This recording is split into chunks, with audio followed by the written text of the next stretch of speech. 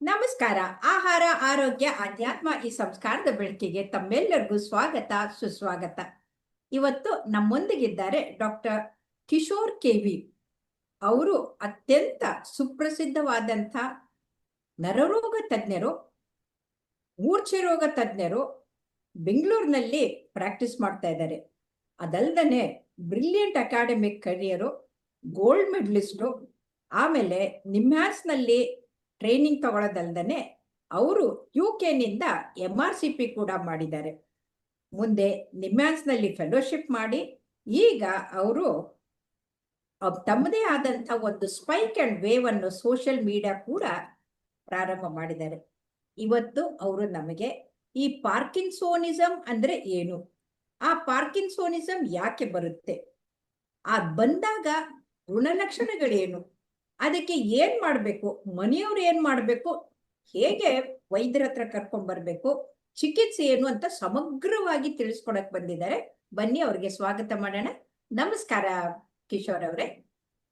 ನಮಸ್ಕಾರ, ಎಲ್ಲರಿಗೂ ನಮಸ್ಕಾರ. ಈ ಎಲ್ರೂ ಪಾರ್ಕಿನ್ಸೋನಿಸಮ್ ಅಂತ ಹೇಳ್ತಾನೆ ಇರ್ತಾರೆ ವಯಸ್ಸಾದವ್ರಿಗೆ. ಈ ಪಾರ್ಕಿನ್ಸೋನಿಸಮ್ ಅಂದ್ರೆ ಏನು, ಅದ್ರ ಗುಣಲಕ್ಷಣಗಳೇನು ಅಂತ ತಿಳಿಸಿ. ಹಾ, ಇವಾಗ ಪಾರ್ಕಿನ್ಸೋನಿಸಮ್ ಅಂದ್ರೆ ಏನು, ಪಾರ್ಕಿನ್ಸನ್ಸ್ ಡಿಸೀಸ್ ಅಂದ್ರೆ ಏನು, ಇದು ತುಂಬಾ ಕನ್ಫ್ಯೂಷನ್ಸ್ ಇರುತ್ತೆ ಎಲ್ಲರ ಮನ್ಸಲ್ಲೂ. ಬೇಸಿಕ್ಲಿ ಪಾರ್ಕಿನ್ಸೋನಿಸಮ್ ಅಂದ್ರೆ ಒಂದು 5-6 ಲಕ್ಷಣಗಳು ಇರುತ್ತವೆ. ಇವಾಗ ಸ್ಲೋ ಆಗುವಂಥದ್ದು, ಆಮೇಲೆ ಕೈ ನಡ್ಕ ಬರುವಂಥದ್ದು. ಹೆಜ್ಜೆ ಇಟ್ಕೊಂಡ್ಬಿಟ್ಟು ನಿಧಾನವಾಗಿ ನಡೀತಾರೆ.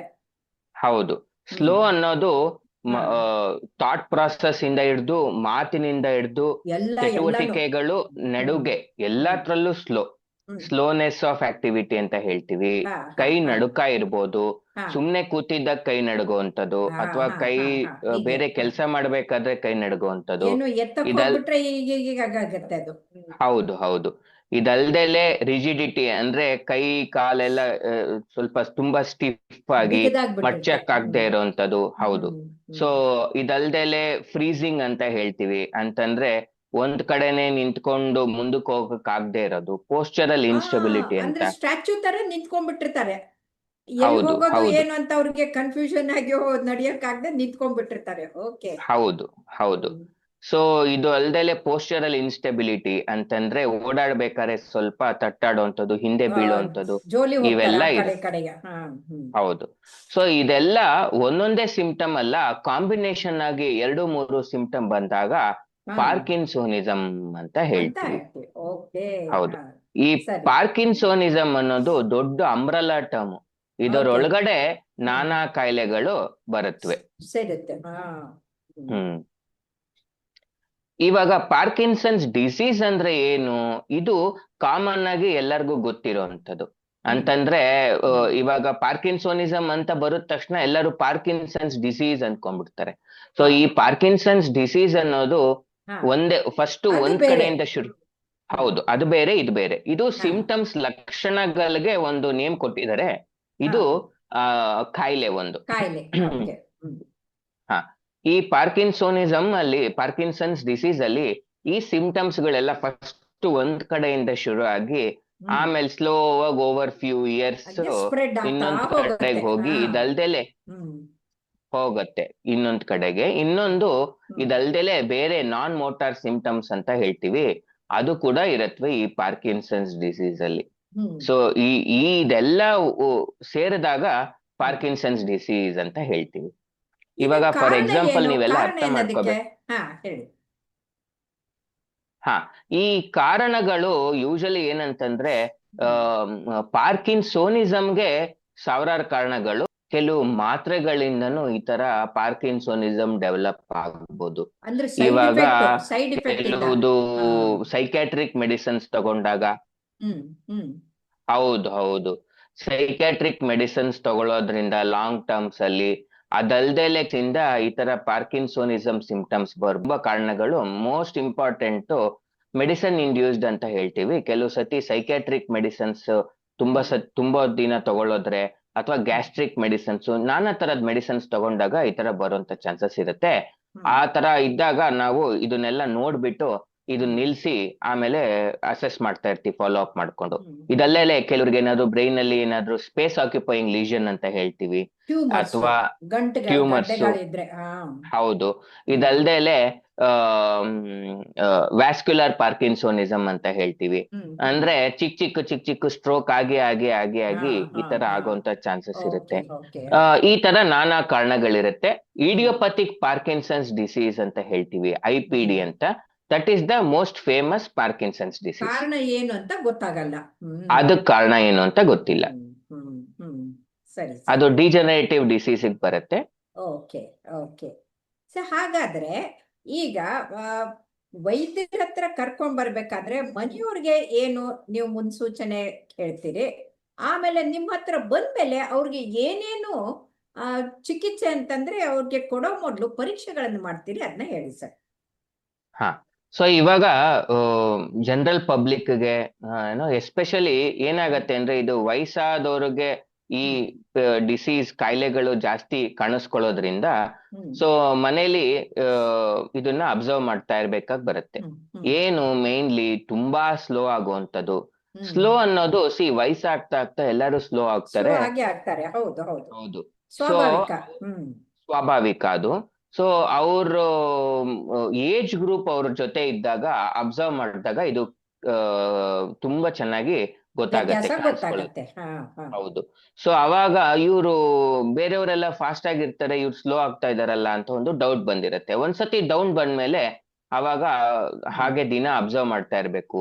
ಮಾತು, ಇನಿಷಿಯೇಷನ್ ಮತ್ತೆ ಥಾಟ್ ಪ್ರೊಸೆಸ್ ಸ್ಲೋ ಆಗ್ತಿದ್ಯಾ, ಕೈ ಚಟುವಟಿಕೆ, ಓಡಾಡೋದು ಇವೆಲ್ಲ ಸ್ಲೋ ಆದಾಗ ಅದಲ್ದಲ್ಲಿ ನಡ್ಕ ಬರೋವಂಥದ್ದು. ಆಮೇಲೆ ಹೊರಗಡೆ ಹೋಗ್ತಿದ್ದವರು ಸಡನ್ ಆಗಿ ಸ್ಟಾಪ್ ಮಾಡ್ಬಿಡ್ತಾರೆ, ಯಾಕೆಂದ್ರೆ ಅವ್ರಿಗೆ ಬ್ಯಾಲೆನ್ಸ್ ಇರಲ್ಲ.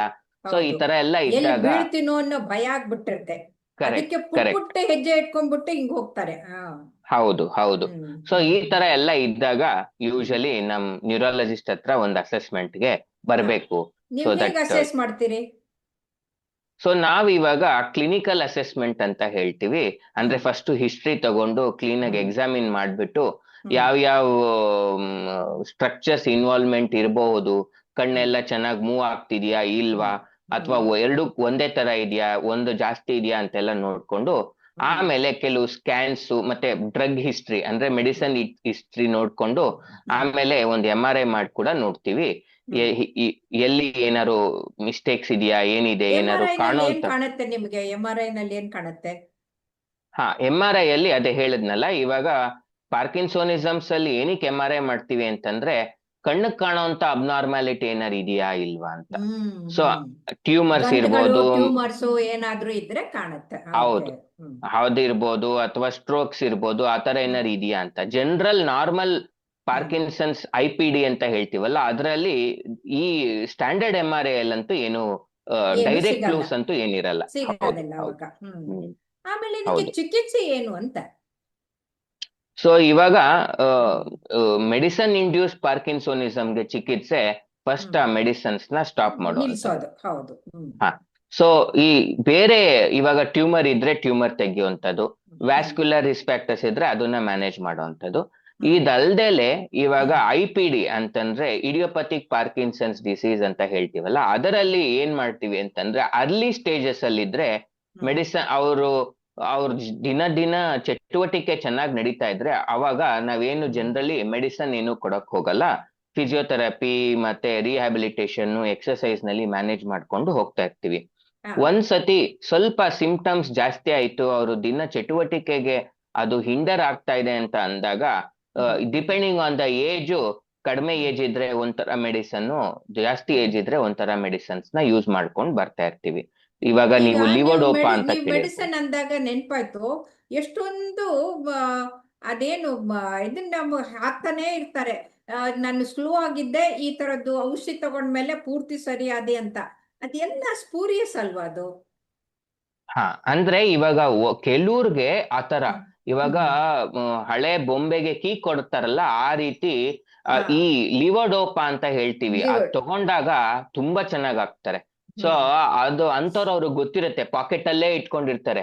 ಸೊ ಅದು ಎಫೆಕ್ಟ್ ಕಡಿಮೆ ಆದ ತಕ್ಷಣ ರೋಬೋಟ್ ತರ ಆಗ್ಬಿಡ್ತಾರೆ.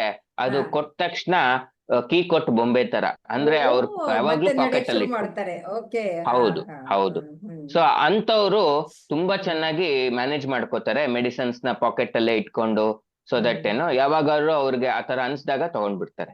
Okay okay okay. ಸೊ ಹಾಗಾದ್ರೆ ಈಗ ಹೊಸದಾಗಿ ಬಂದಿರುವಂತ ಚಿಕಿತ್ಸೆಗಳು ಏನೇನು ಇದಕ್ಕೆ? ಇವಾಗ ಪಾರ್ಕಿನ್ಸೋನಿಸಂ ಒಂದು, ಪಾರ್ಕಿನ್ಸನ್ಸ್ ಡಿಸೀಸ್ ಅಲ್ಲಿ ಇವಾಗ ಲಿವೋಡೋಪಾ ಅಂತಂದ್ರೆ ಈ ಲಿವೋಡೋಪಾ ಇಂಡ್ಯೂಸ್ಡ್ ಸೈಡ್ ಎಫೆಕ್ಟ್ಸ್ ಡೋಸ್ ಜಾಸ್ತಿ ಆಗ್ತಾ ಆಗ್ತಾ ಆಗ್ತಾ ಅವರು ಡಿಸ್ಕೈನೀಸಿಯಾಸ್ ಅಂತ ಹೇಳ್ತೀವಿ, ಅಂದ್ರೆ ಕೈ ಹಾ ಕಾಲ್ ಡ್ಯಾನ್ಸ್ ಆಡೋವಂಥದ್ದು. ಹಾ ಸೊ ಹಾ ಹಾ ಈ ಹಾ ಈ ರೋಬೋಟ್ ಇರ್ತಾರೆ, ಆಮೇಲೆ ಚೆನ್ನಾಗಾಗ್ತಾರೆ. ಸೊ ಹೋಗ್ತಾ ಹೋಗ್ತಾ ಏನಾಗತ್ತೆ, ಡೋಸ್ ಜಾಸ್ತಿ ಬೇಕಾಗ್ತಾ ಇರತ್ತೆ, ಯಾಕೆಂತಂದ್ರೆ ಟಾಲರೆನ್ಸ್ ಬಂದ್ಬಿಡುತ್ತೆ. ಹ್ಮ್ ಡೋಸ್ ಜಾಸ್ತಿ ಆಗ್ತಾ ಆಗ್ತಾ ಸೈಡ್ ಎಫೆಕ್ಟ್ಸ್ ಜಾಸ್ತಿ ಆಗ್ತಾ ಹೋಗ್ತಾ ಇರತ್ತೆ, ಡ್ಯಾನ್ಸ್ ಹ್ಮ್ ಮಾಡೋದು ಅದೆಲ್ಲ ಹ್ಮ್ ಬಂದ್ಬಿಡುತ್ತೆ. ಸೊ ಅವ್ರಿಗೆ ಹ್ಮ್ ಆ ಎಫೆಕ್ಟು ಅಷ್ಟ್ ಹ್ಮ್ ಚೆನ್ನಾಗಿ ಸಿಗ್ತಿರಲ್ಲ. ಸೊ ಅವಾಗ ಏನ್ ಮಾಡ್ತೀವಿ ಅಂತಂದ್ರೆ, ಒಂದು ಇವಾಗ ಅಡ್ವಾನ್ಸ್ಮೆಂಟ್ ಅಲ್ಲಿ DBS ಅಂತ ಹೇಳ್ತೀವಿ, ಹಾ ಡೀಪ್ ಬ್ರೈನ್ ಸ್ಟಿಮ್ಯುಲೇಷನ್ ಅಂತ. So okay. ಹಾ ಒಳಗಡೆಗೆ ಎಲೆಕ್ಟ್ರೋಡ್ ಹಾಕಿ ಕಂಟಿನ್ಯೂಸ್ ಬ್ರೇನ್ ಇಂದ ಆಗಿ ಸ್ಟಿಮ್ಯುಲೇಷನ್ ಮಾಡ್ತೀರಿ? ಹಾ ಹಾ ಮಾಡ್ತಿರ್ತೀವಿ. ಸೊ ಹ್ಮ್ ದಟ್ ಇದು ಮಾಡಿದಾಗ ಇದು ಕ್ಯೂರ್ ಅಲ್ಲ, ಎಲ್ಲರೂ ಹ್ಮ್ ಅರ್ಥ ಮಾಡ್ಕೋಬೇಕು. ಹ್ಮ್ ಇದು ಈ ಲಿವೋಡೋಪಾ ಹ್ಮ್ ಮೆಡಿಸನ್ಸ್ ಡೋಸ್ ನ ಕಡಿಮೆ ಮಾಡಕ್ಕೆ ಹ್ಮ್ ಒಂದು ವಿಧಾನ ವಿಧಾನ ಅಷ್ಟೇ. ವಿಧಾನ ಅಷ್ಟೇ. ಹಾ ಈ ಸ್ಟಿಮ್ಯುಲೇಷನ್ ಮಾಡಿದಾಗ ಆ ಕರೆಂಟ್ ಅಲ್ಲಿ ಸ್ವಲ್ಪ ಬಯೋಕೆಮಿಕಲ್ ಚೇಂಜಸ್ ಆಗಿ ಒಳಗಡೆ ಹ್ಮ್ ಟೈಟ್ ಆಗೋದು ಮತ್ತೆ ಶೇಕು ಎಲ್ಲ ಕಡಿಮೆ ಆದಾಗ ನಾವು ಈ ಹ್ಮ್ ಮೆಡಿಸನ್ ಡೋಸನ್ನು ಕಡಿಮೆ ಮಾಡ್ಕೊಂಡ್ ಬಂದ್ರೆ ಓಕೆ ಎಫೆಕ್ಟ್ಸು ಇರುತ್ತೆ, ಸೈಡ್ ಎಫೆಕ್ಟ್ಸ್ ಓಕೆ ಕಡಿಮೆ ಆಗ್ತಾ ಬರ್ತಾ ಇರುತ್ತೆ ಓಕೆ ಅಂತ. Okay sir. ಸೊ ತುಂಬಾ ತುಂಬಾ ಧನ್ಯವಾದಗಳು ಡಾಕ್ಟರ್ ಕಿಶೋರ್ ಅವರೇ. ಎಷ್ಟು ಸರಳವಾಗಿ ವಿವರಿಸಿದಿರಿ. ತುಂಬಾ ತುಂಬಾ ಧನ್ಯವಾದಗಳು.